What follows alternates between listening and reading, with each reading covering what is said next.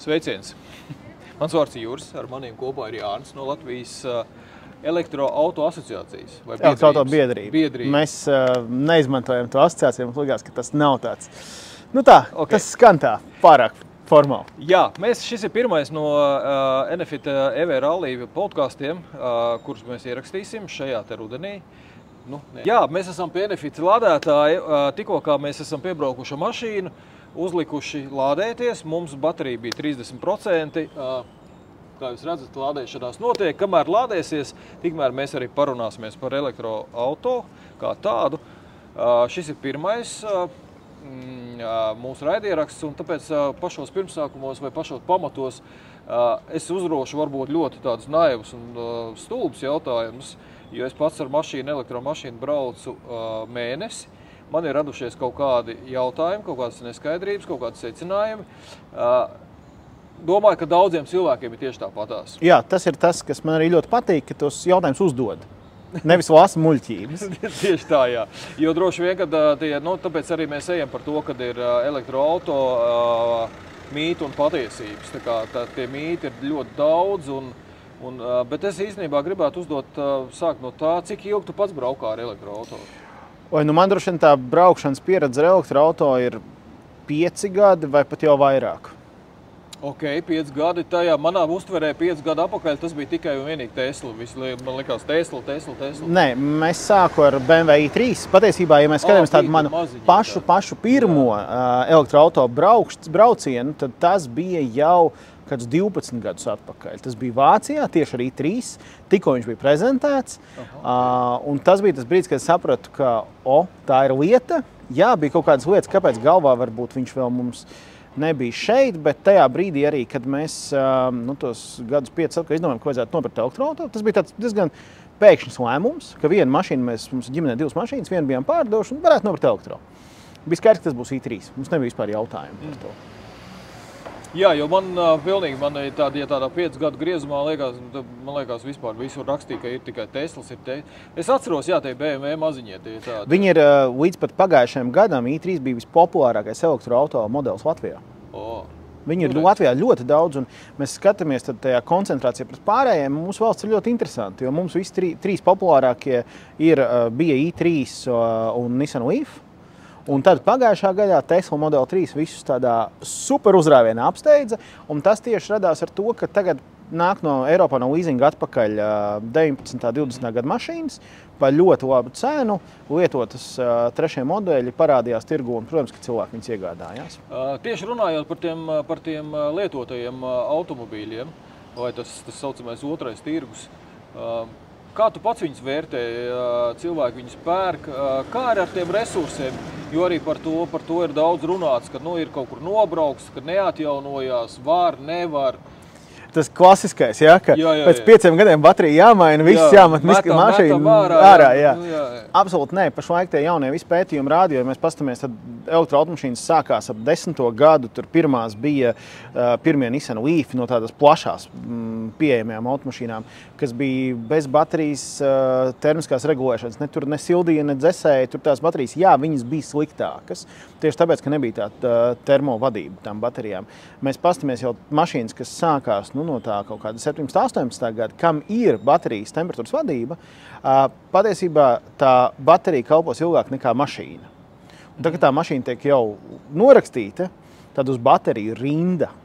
Jo tie, kas baterijas izmanto mājām, lielajām bateriju fermām, kas ir pie saules paneļu parkiem vai kaut kur vēl, viņi ļoti grib šīs otrreizējās baterijas, kurām, protams, kā jau jebkurai baterija ir kaut kāda degradācija.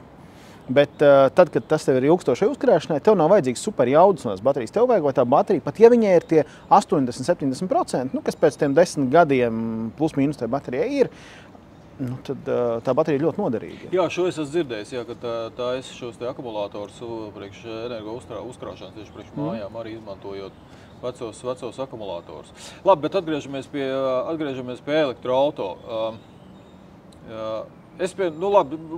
Mēs it kā tā esam šo te raidierakstu tādā vietnē jau mēs publicēsim, kur jau ir vairāk vai mazāk tomēr cilvēki, kas brauc ar elektroauto.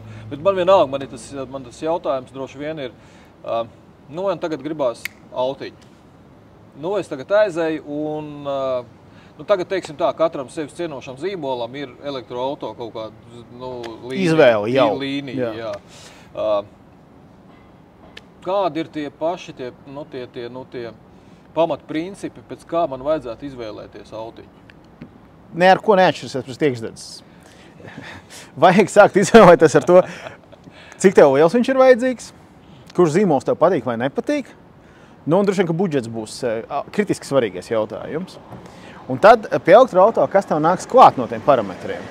Tas ir, par ko visi satraucās, par sniedzamību, jeb to, cik tu vari nobraukt ar vienu akumulotoru uzlādi, kas ļoti bieži ir tāds maldīgs uzskats. Jo cilvēkam liekas... Sākam ar mītiem, ja? Jā, jo cilvēkiem gribās, šausmas, ja nevar nobraukt. Es atceros, kad es sāku braukt, tev izteici, kad varēs nobraukt tos 300 km, tad es tikai pirkšu elektroauto. Tad tas baterija izmērs palielinājās, tad sākās, ka varēs nobraukt 400, tad es pirkšu. Tagad 500, tagad jau ir tas, ka varēs 1000 ar vienu uzlādi. Bet jāsaprot, ka realitātē tā statistika rāda, ka vidēji cilvēks dienā nobrauc 30 km. Tā ir tā vidējā Latvijas kustība, un tā ir arī Eiropas kustība. Jā, tur dažādi tie parametri rāda pat līdz 100 km, lielākā daļa. Un līdz ar to, jebkurš lietotais elektroauto arī to var nobraukt. Un tad ir jāskatās tas nākamais solis. Es arī diezgan daudz braukāju ārpus Latvijas. Man ģimene abas automašīnas ir elektroautomašīnas, un man nav tur kaut kādas iekšdedzes, līdz ar to es braucu ar elektroauto. Jā, es nevaru aizbraukt līdz Berlīnē vai līdz Varšavai bez apstājas, bet es fiziski arī nevaru aizbraukt.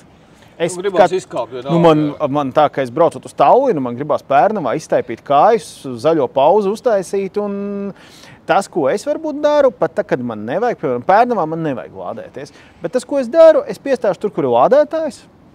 Atkal, tur, kur es gribu pauzi, tur vienmēr ir lādētājs. Tāda jau ir tā realitāte. Es vienkārši piespraudīšu to mašīnu. Man tā loģika ir tāda, ka, ja mašīna stāv, es viņu piespraudīšu. Nezinu, aizējam ar bērnu uz Leļu teātri. Man kā baigi nevajag, bet tur uz Barona ielas ir lādētāji. Bet ja man tā mašīna tur stāvēs, piespraudīšu, man atkal pilna mašīna. Un līdz ar to es, teiksim, nepavadu to laiku, lai brauktu viņu uzlādēt vai brauktu iepildīt, kā degvielu mēs skatāmies. Man vienkārši mašīna vienmēr ir pilna. Jā, man ir līdzīgi, man bija jāpamaina arī tā domāšana, jo tomēr no tā benzīna, liekas, tu piebrauc ātri uztankojies aizbrauc. Man bija jāpadomā par to, ka šajā brīdī pa to mēnesi man ir iestrādājies, ka es zinu, ka tur ir. Man ir tādas tikšanās, es jau piebraucu, es pastādu, labi ir. Jā, kā baigi nevajag, bet kāpēc nē? Tieši tā, jo es skatījos, man, piemēram, gribējās aizbraukt līdz Kolkai, man jau tur bija jau izaicinājums. Es jau sāku meklēt, kurā vietā, kur es varu. Jā, tas ir tas nākamais pluss, ka jo tev ir jaunāka automašīna, jo tā automašīna pati tev sarēķinās, kur tev vajadzētu lādēties. Automašīnas navigācija iebūvētā zinās, kādi ir uzlādes tīkli. Tu viņa teiks, man vajag uz Kolku, man vajag, nezinu, vai es atbraucu ar 50% akumulātoru atlikumu. Viņa teiks, ok, labi, bet tev vajag piestāt tur un tik ilgi palādēt. Jā, tas īstenībā ir ļoti būtisks un tas palīdz arī tai domāšanā, braukāšanai.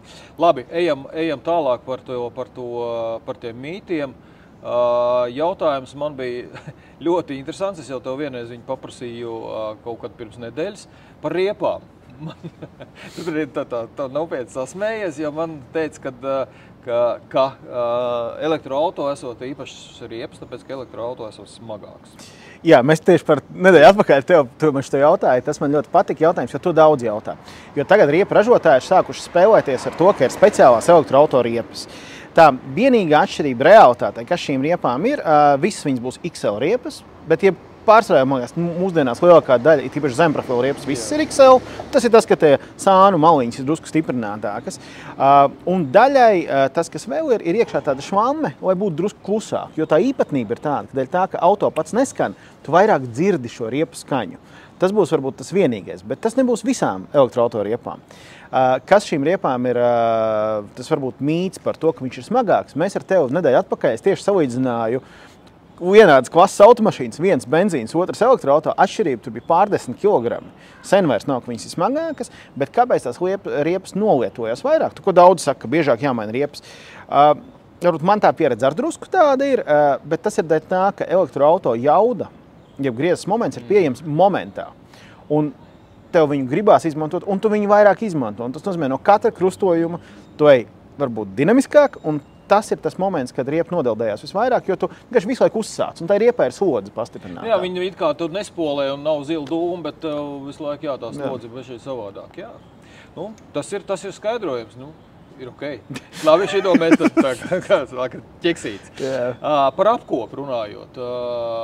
Arī tur viena skaitīja, jā, ka mums tagad ir lētāk, jo man nevajag eļļu, man nevajag tur motoru, tur kaut kādas lietas, tur kas saistās, nu, kas ir parastiem iekšdienas zinējiem. Kā ir ar apkopi elektromašīnām? Nu, ir tā, ka... Vai ir lētāk, teiksim tā? Tur ir jāskatās no zīmola un pat no dīlera uz dīleru. Primāri, protams, ka tev nav kustīgā motora, kurā tur ir kā reiz eļļas, tur kaut kādi brīnumi, kas tur ir, kur griežās. Viss ļoti vienkārši. Nu, elektromotors, tas nav apkopamā detaļa. Ir ražotāji, piemēram, Tesla, vispār nav apkopa reglaments. Viņiem vispār nav tāda.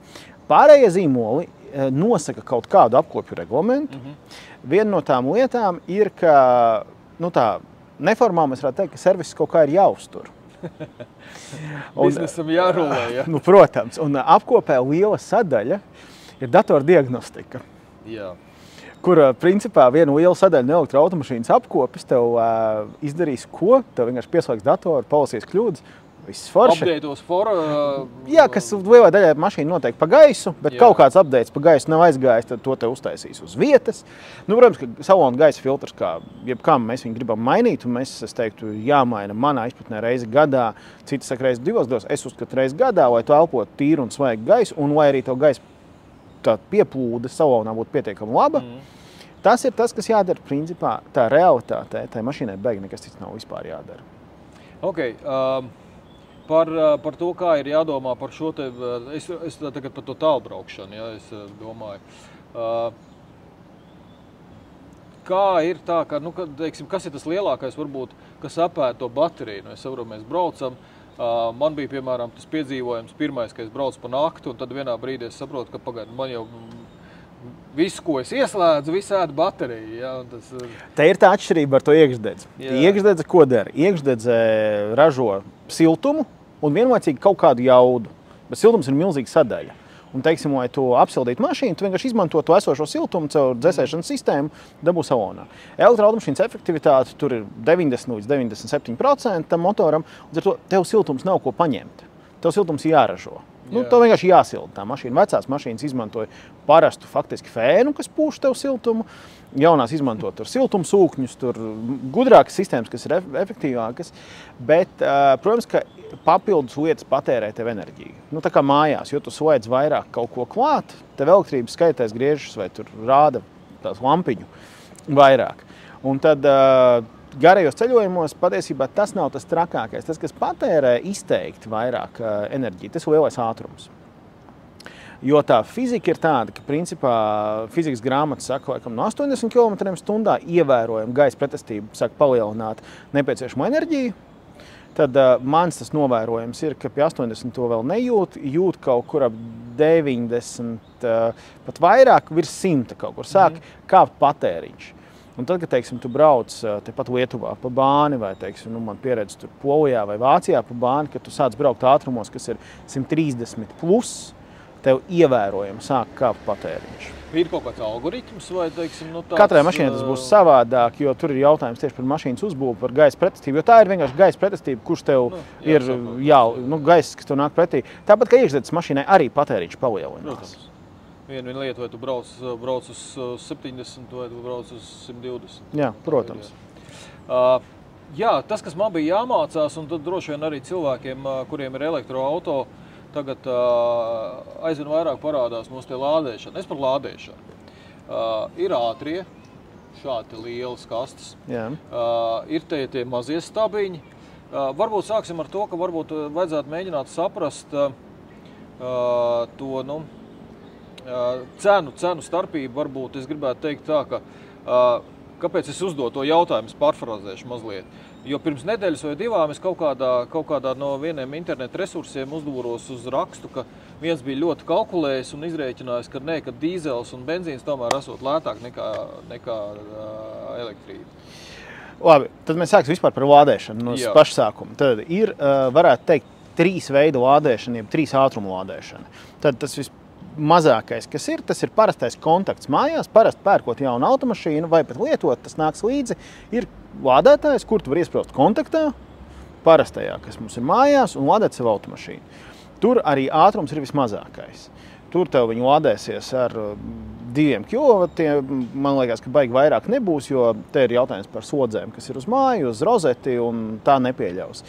Tā būs vislēnākā lādēšana, un tad nākamais uzreiz, ko mēs arī pie mājas lādēšanas varam pievilkt klāt, tā ir šī saucamā IC uzlāde, kas ir tāda lēnā, ātrā uzlāde, mēs viņu tā varētu nosaukt, kas ir no 1 līdz 3 fāzēm, attiecīgi, kas tev var, ko tā mašīna var paņemt pretī, tad tā var lādēt līdz tiem 11 līdz 22 kilovatiem, kā kura mašīna ir spējīga paņemt pretī. Tas brīdis, kad tu lādē mājās, tā elektrības cena ir atkarīga no tā, kāds ir elektrības pieslēgums. Jo katram viņš ir savādāks.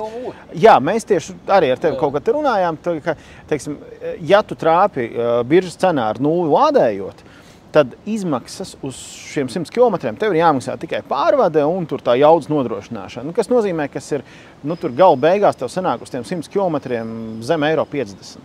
Kas ir, ja man kāds teiks, ka ir lētāk braukt ar dīzeli, tad jūs tā kā ar izslēgtu motoru ripināties no kalna. Ja? Vienīgais scenārijs.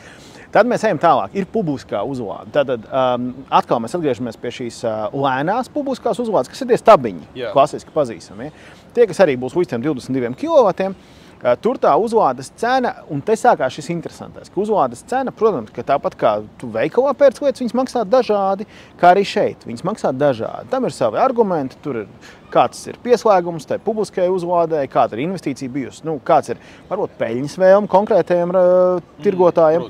Tad tā cena būs tur robežās aptuveni. Ja mēs runājam, tad tas būs no tiem 20 līdz 30 centiem par kilovatstundu. Tad rēķinām vidējais patēriņš 15 līdz 20. Tātad tie ir attiecīgi 4. Griezti būtu 4 līdz 6 eiro, ne vairāk, uz 100 km. 100 km. Jā. Ja mēs rēķinām pret dīzeli, kurš maksā mums aptuveni eiro 60, ja? Es pat īsti 16, salīdzinoši, es domāju, ja mēs teiksim, kompensējam, es domāju, ka tā starpība varētu būt kaut kur no 5 līdz 7 eiro. Jā, tas tāpat vēl mēs sēžam zemākajā cenā. Tajā brīdī, kad tu runā jau par superātro uzlādi, kas ir kā šī, piemēram, šī ir ļoti ātra uzlāde, tad šī cena jau uzkāpja vēl vairāk, jo, protams, ka tas ir ātrums, tās ir investīcijas. Šī katra iekārta maksā 10 000 eiro, kas ir kaut kādā veidā jāatpelna. Tad sanāk tā, ka tā realitāte, tā cena staigā no tiem 30 līdz 45 centiem. Protams, ir kaut kur arī var atrast, ja ļoti meklē vēl dārgāku cenu, bet tad tur jāpameklē, vai tev gribās to cenu. Tāpēc, lai pateikt, ka ir dārgi. Tad atkal sareizinām ar 15 līdz 20, un tā būs tā cena, kas būs superātrajai uzlādei. Labi.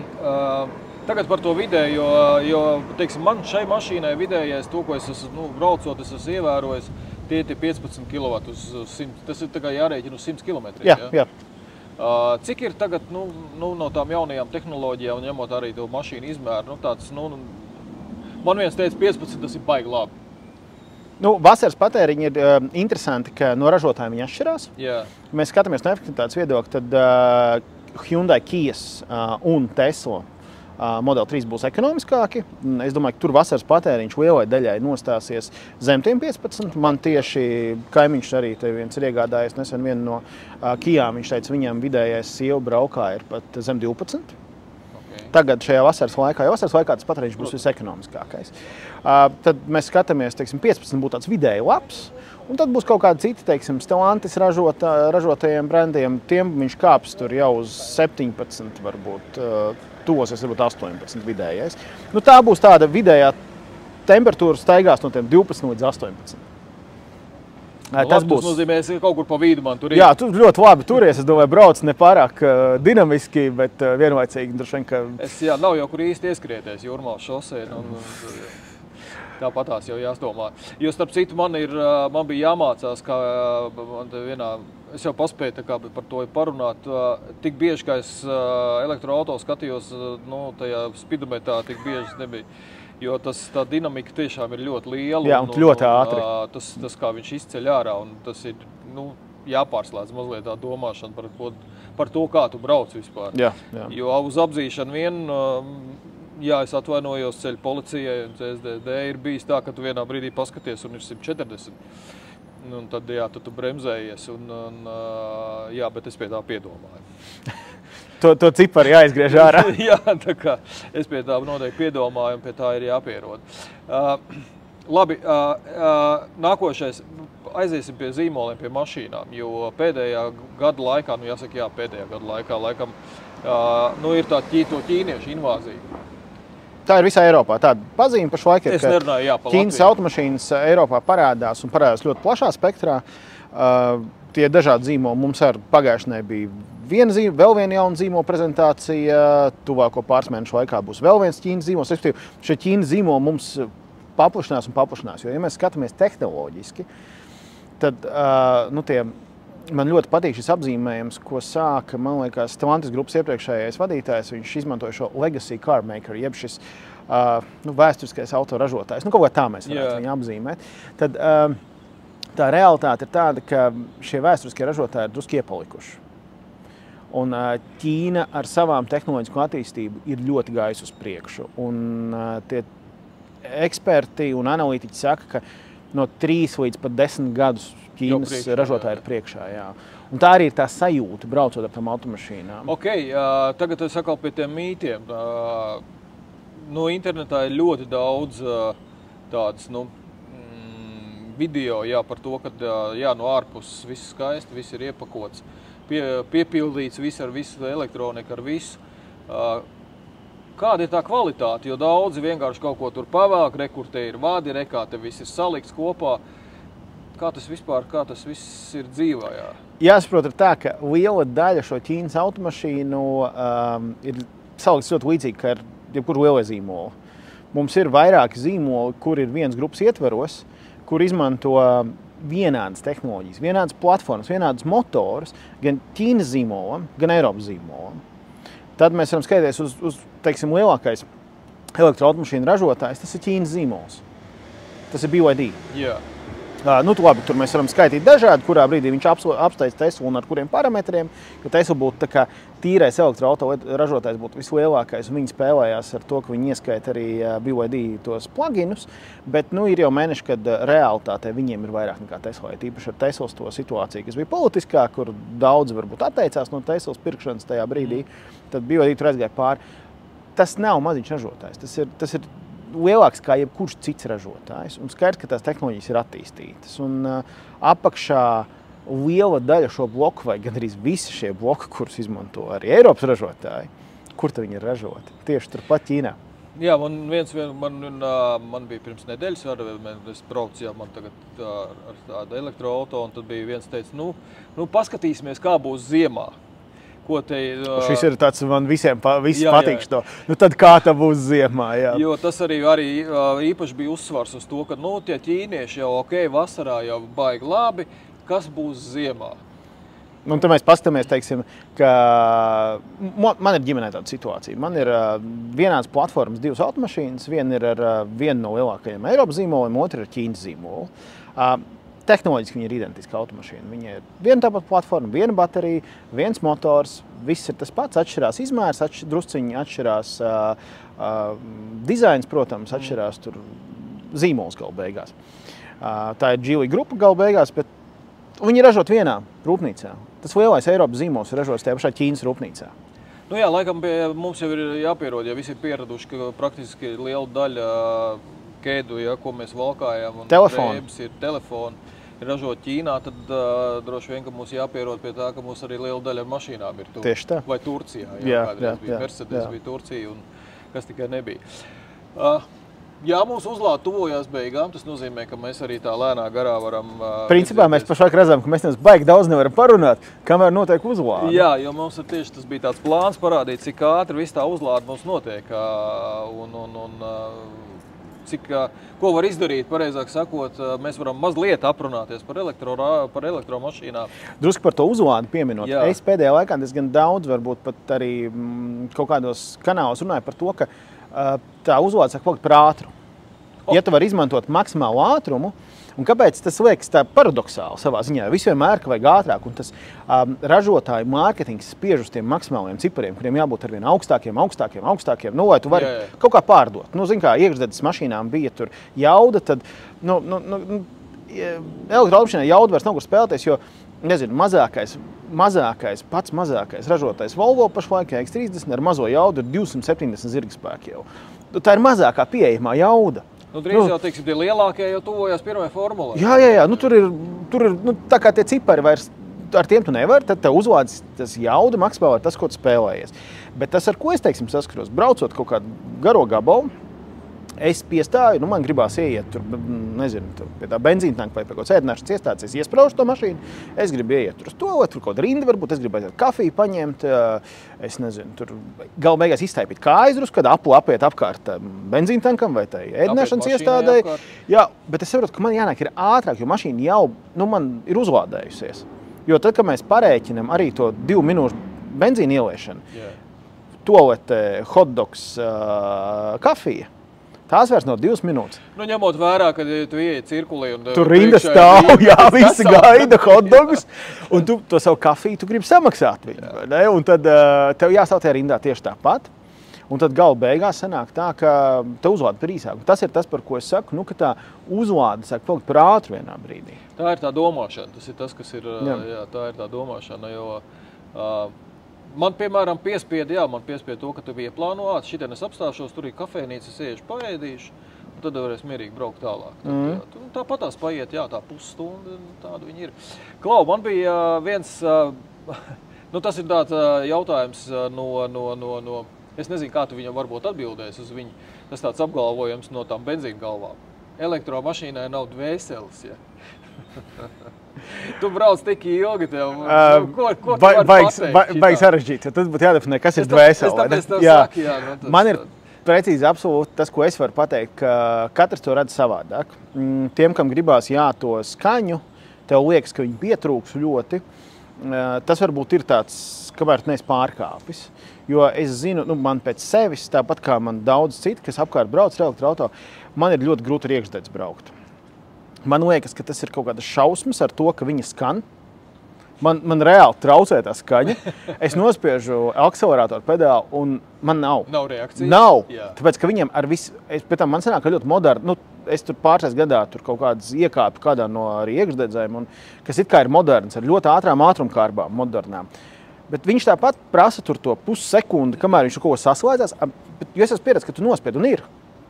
Un tev nav. Un man atkal liekas tieši, ka labi, varbūt es neesmu kaut kādā brīdī, es vienkārši pārkāpstu tajā galvā savādāk. Jā, droši vien tas ir tāds klikšķis, citiem ir vajadzīgs tā smarža un benzīna smarža un tas, ka viņš rūc. Es zinu, ka man viena dēls, kurš brauc, protams, ar BMW, viņš teica, tu jau brauc ar tosteru. Es pat īstenībā nesaprotu, no kurienes īsti ir radies tas nosaukums tosters, bet to Latvijā ļoti daudz izmanto, par elektroautomašīnām. Arī tāds, labi, okei. Bet droši vien jau, kad līdz brīdim, jāizaug arī no tā BMW kaut kādā brīdī. Jā. Pabeigsim to mūsu sarunu. Man ir jautājums... Tu šoreiz kā biedrības vadītājam, tagad mums bija tie atbalsti, ļoti pieauga elektroauto lietotāju vai pircēju vai īpašnieku skaits. Cik es zinu, tad tagad ir kaut kur ap 12,000 elektroautomobīļu. Jā, drusku pat pāri jau ir. Jau ir pāri. Kā tu redzi uz priekšu to attīstību? Es nerunāju tagad par atbalstiem vai vēl kaut kādām lietām, bet es drīzāk par uzlādēm, par mašīnām, par tehnoloģijām. Un varbūt to, kāpēc citi varbūt šaubās. It kā jā, es gribu, it kā nē. Kur ir tas pluss, ko tu teiktu tiem, kuri grib iegādāties to? Vai pareizāk sakot, kuri vēl ir uz robežas starp varbūt, kad ir tas plugins, ir tas pirmais solis, kas ir jāpaņem. Es kā reiz to gan es neredzu kā risinājumu. Tāpēc, ka plugins ir beigās ne šis, ne tas. Un tas, kā es to redzu, es visiem saku, aizbrauciet, pamēģiniet. Aizbrauciet pie dīlera, sarunājiet garo testbrauciet. Nesanājiet tur tā apmest vienu aplīti, kur tu iemetīsi pedāli grīzdā un tu uzsas, jā, forši jauda, tas būs viss, ko tu sapratīsi. Bet sarunājiet garo. Ja nevar sarunāt ar dīleri, paņemiet, nezinu, nomā, paņemiet kāršēringā, uz ilgāku laiku pabrauciet elektroauto. Reāli sapratīs to sajūtu, sapratīs, kā tev ir ar uzlādi. Jo, ja mēs skatāmies par to pašu uzlādes infrastruktūru, tad pāris gadu atpakaļ man vēl daudz draugu arī prasīja, kur tu var uzlādēt? Nav jau nekur. Tad tagad, man liekas, neredzēt uzlādes ir neiespējami. Jo, teiksim, braucot arī, tad mēnesi atpakaļ, braucot Engures virzienā, pēkšņi skatos tā.